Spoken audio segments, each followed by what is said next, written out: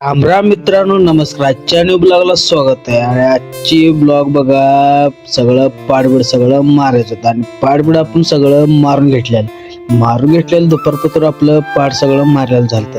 आपण आणि छतचं गेलो करायचं होतं आणि आपण पाडबीड सगळं दुपारपत्र झालं तर आपण डायरेक्ट गेलो जेवायला. आणि जेवण उचपत्र आपलं बघा चाच्या निवांतपैकी झोपले. ती चाच्याला म्हणलं टाइम झाले उठा म्हणलं.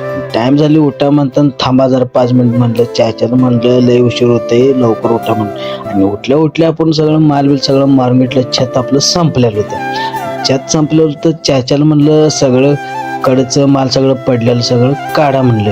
चाच्या सगळं काढा लागलो ती माल. आणि आपण मालबिल सगळं मारून घेतलं. हाताला किती येईल तेवढं आपण खालनं मारून घेतलं माल.